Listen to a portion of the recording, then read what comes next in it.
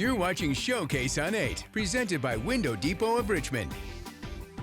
From raising butterflies to beekeeping, a conservationist family in Chesterfield runs the Change of Pace Farmstead out of their backyard, focusing on sustainably grown produce and other farm goods. Our showcase features videographer Brad Vassar, who fought off some bees, yes, to speak with the family. Take a look.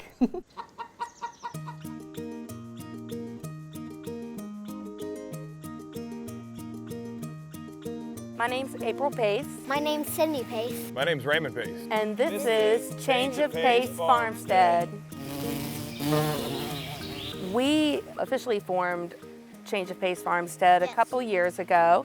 We really do just enjoy growing our own food organically, or as organic as possible, and just to be able to come out and grow all of our food and hopefully share it with others. That's the goal, is after we start growing our own food, we want to grow heirloom, organic vegetables and be able to share both the plants and the vegetables with others. What we're producing here for our family and the little bit extra is able to be shared with our neighbors and our friends and people that also want access to locally grown, naturally, sustainably grown vegetables. We got ourselves another swarm. We're gonna start scooping some more bees. Beekeeping, tell them why we keep bees. Bees pollinate flowers, and then they have the pollen, and then they bring it to other flowers, and that helps spread. Yep. So that's the main reason why we keep bees. It's, the honey would be and will be a great benefit, but really it's just the pollination of all of our vegetables. So we do plant. The honey is delicious. The honey is delicious, you're right.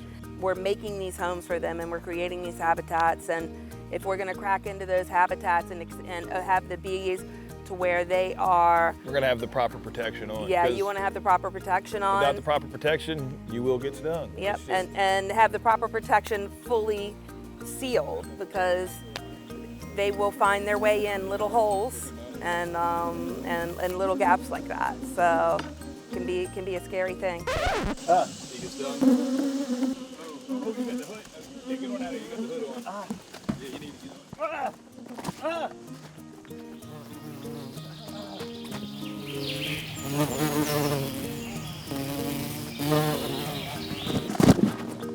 If we didn't have bees or butterflies or anything to pollinate, we wouldn't have this grass, we wouldn't have any food. The hives themselves are in the garden that we work in every day. They're typically a very docile kind of animal.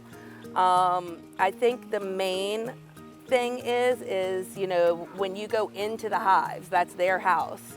So we want to make sure that That's really the only time honeybees are dangerous. You want to make sure you're protecting yourself when you're doing that. When that you go into the hive and you're doing the inspections, you're basically in their home. You're knocking down their door, going in their house, saying, "Hey, what's up?" And they're going to do what they're supposed to do, is protect their house, protect their area. So, but if you just walk by, you're like fine. Monarch butterflies and how we got into that, maybe. They get probably about this big. about like your finger. Yeah, about my finger. What are the life cycles of a monarch? What do they start out as and turn into? A caterpillar. Yep. And where does it go from there? A chrysalis, and then a butterfly.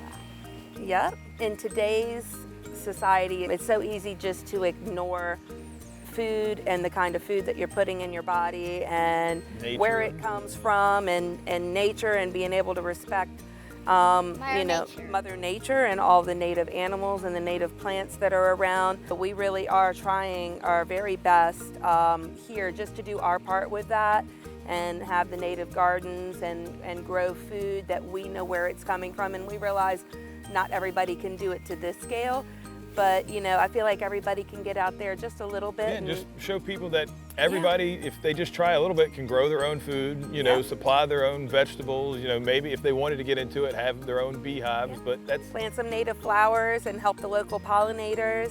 Turn into farmers like us.